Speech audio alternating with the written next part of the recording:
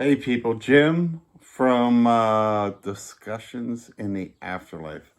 Yeah, my sister and I talk to dead people. We ask them questions and we get answers. And how we do this is what we call a study. Uh, we put digital recorders around the house in good spots. We know where to go. And we ask questions and we really quiet and they answer the questions. It's great. Um, the subject of this current study is who is it that comes for us when we drop dead? I mean, we're all going to drop dead, and there's always going to be somebody who shows up to grab us by the hand and take us into the afterlife. It's a very comfortable situation, so dying really shouldn't be too scary for any of us. For instance, uh, 10 years ago, our father passed. And I'm using notes, by the way, just so I have to read this stuff. I can't, memorize it. Our father passed about 10 years ago. And Colleen and I had asked, we've been at this 20 years, and we asked, who is going to come and take him into the afterlife?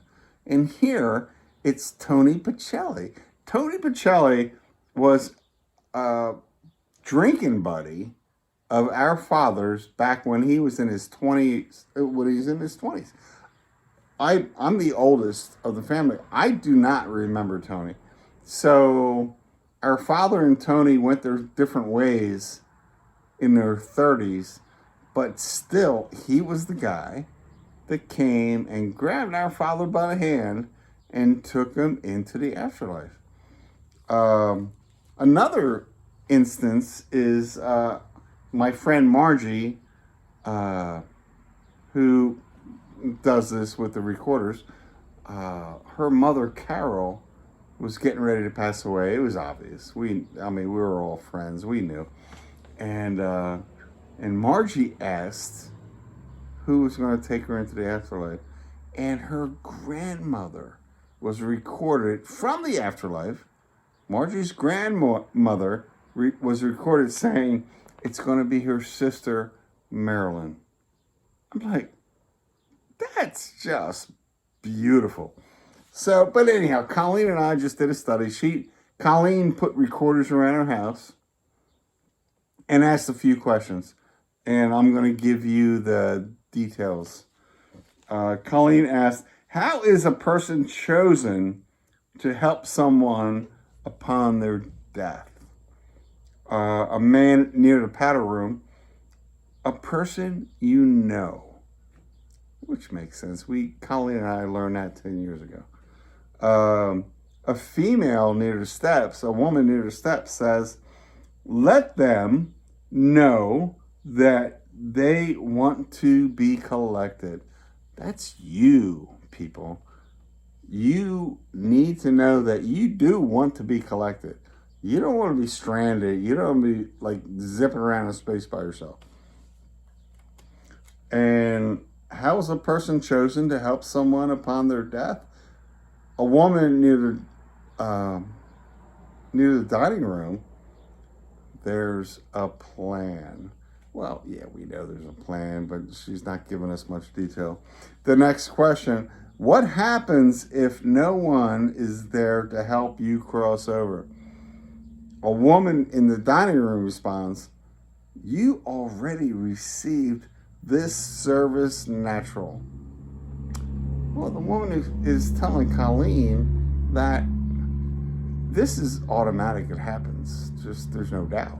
It's natural. A woman or a man in the kitchen. Excuse me. Wow, empty feeling. So this guy is shocked that somebody wouldn't come to your aid on your death. Empty feeling. It's all right. So last question. How do you help the people after they cross? Colleen didn't get a lot of responses on this, but a man in the dining room did say, "You ask them to heal." Makes perfect sense. We had a cousin from Anchorage um, that died with dementia, and we know for a fact that the family did a lot of work in the afterlife, did a lot of work to get him back to normal. Um, Part of it was Pictionary. They use that word, Pictionary. Yeah, he got better, and now he's helping the family again, which is key for all of us. Our jobs are to keep helping the family.